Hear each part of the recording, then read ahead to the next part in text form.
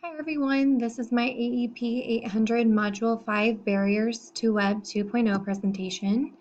In summary, we're going to go over getting technology to everyone, why that's so important, some of the 21st century skills and how those are so impactful and important in education right now, as well as the Web 2.0 tools and their use, some of the advantages and disadvantages of them, and then also personal experiences that I have with technology will be throughout this whole presentation. Do I think we can resolve the digital divide? Yes, I do.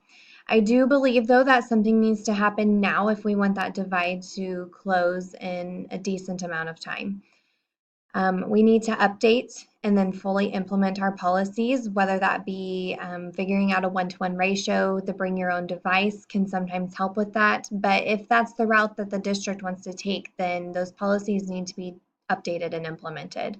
Also, we as educators need to take action. We need to get out of our comfort zones and we need to be able to explore technology and then learn how to implement those in our classrooms with fidelity.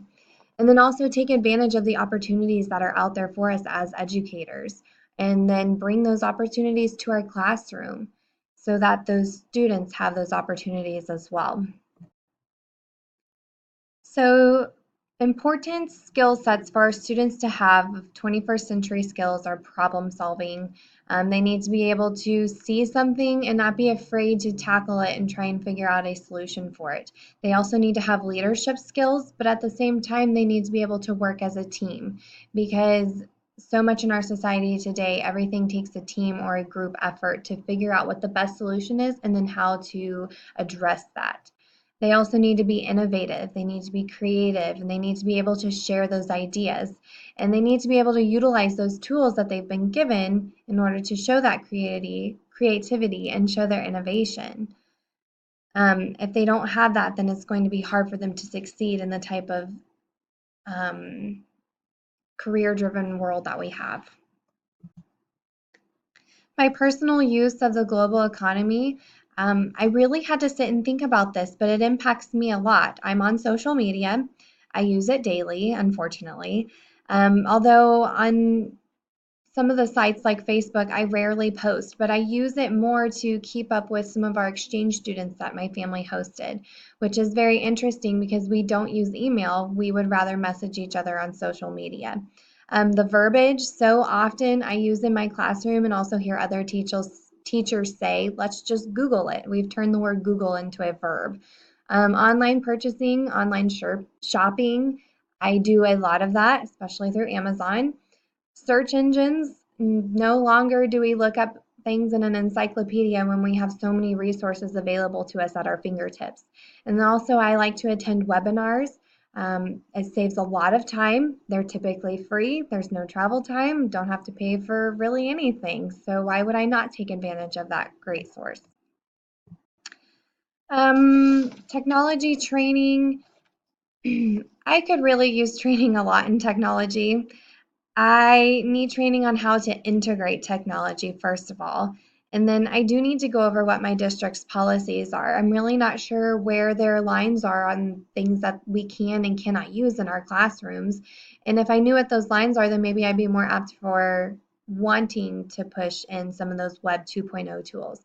But I also need training in the Web 2.0 tools. So I'm already learning a lot about them in this class. So, as far as 21st century technology that's used at my school, again, this is another one that I really had to think on. And we do have quite a bit of 21st century technology at my school. I am proud to say that I am the only person in my entire district that has a smartboard in my classroom. It was there and I inherited it when I moved into my classroom, but every time that our IT personnel comes in, they always act a little blown away that there's still a smartboard in the district, and I will not let them take it. The rest of our teachers have Mimios. We have mounted projectors, Wi-Fi, wireless printing, wireless speakers, document cameras. We have 2 computer labs in our school, and we have scheduled times for those. And then each grade level also has laptop carts as well as iPads. Specials do not have laptop carts, and me as a special education teacher, I share iPads with our Title I program, so everyone in the building has access to some of those mobile devices. Some of the advantages of the Web 2.0 tools, they're helping and assisting in developing those 21st century skills that are so vital to our students' future success. It enables student-centered learning, and it's engaging. Our kids love technology and they want to learn with it, and they become more engaged in your lesson when you use it. Some of the disadvantages of it, though, is that even though it can be very engaging, it can also be very distracting. I notice a lot that students become off task. They'd rather be Googling an image search or looking up the latest video on YouTube or checking their current status on Facebook. Sometimes the reliability of technology is not always that great. Your computer might crash, runs out of battery because you forgot to charge it. There goes your lesson. Um, Viruses, um, spam, things like that really throw those boomerangs in your day. And then also self esteem. You have to worry about student work being copyrighted, or there's, of course, always the bullying issue that's so well known in our society today. Um, Cyberbullying. I personally have experienced cyberbullying when I was in junior high, so it's been quite a while ago, and that social media site is actually no longer existing.